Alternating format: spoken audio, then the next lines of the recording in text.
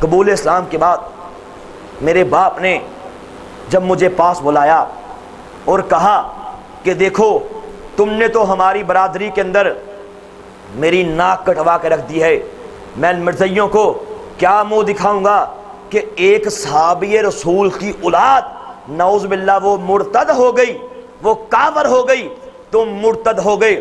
اس لیے تم نے تو میں لوگوں کو کیا منہ دکھاؤں گا، تم نے تو میری ناک کٹوا کے رکھ دی ہے، اب تمہارا باپ ہونے کے ناطے تمہیں دوبارہ اس بات کا آرڈر کرتا ہوں کہ فی الفور دوبارہ مرزائی مذہب میں داخل ہو جاؤ،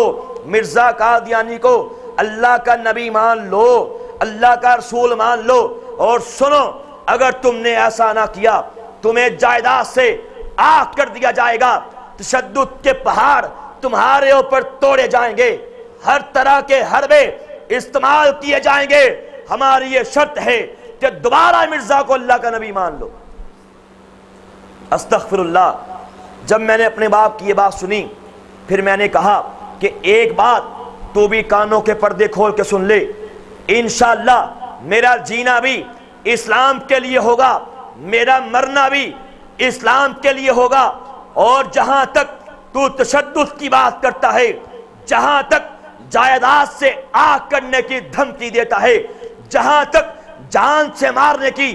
بات کرتا ہے، اور مجھے تو یوں لگتا ہے تو نے انبیاء علیہ السلام کی مبارک تاریخ کو نہیں پڑھا، مجھے یوں لگتا ہے تو نے سرور کائنات کی مبارک سیرت کو، مبارک زندگی کو نہیں پڑھا، میرے نبی کے صحابہ کی زندگانیوں کو تم نے نہیں پڑھا، ہمارے اسلاف، ہمارے آئمہ، ہمارے بزرگ، تم نے ان کی زندگانیوں کو نہیں پڑھا، جا جا کے دیکھ انبیاء کی تاریخ پر آروں سے چیرے گئے، حق بات کہنے سے باز نہیں آئے، شہید کیا جاتا رہا، دیگوں میں ڈال ڈال کے پکایا جاتا رہا، حق بات کہنے سے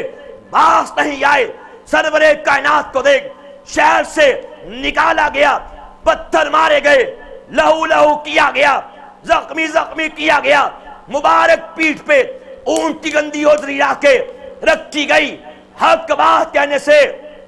باز نہیں آئے، صحابہ کو دیکھ، میرے نبی کے صحابہ کو دیکھ، اور تپتی ریتوں پہ لٹایا جاتا رہا، سینے پہ بڑے بڑے پتھر لا کے رکھے جاتے رہے،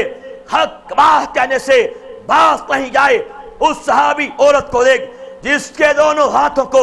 دونوں ٹانگوں کو دو اونٹوں کے ساتھ باندھ کے دونوں اونٹوں کو مخالف سمت دوڑا دیا گیا، اس طرح جسم کو چیرا گیا، حق بات کہنے سے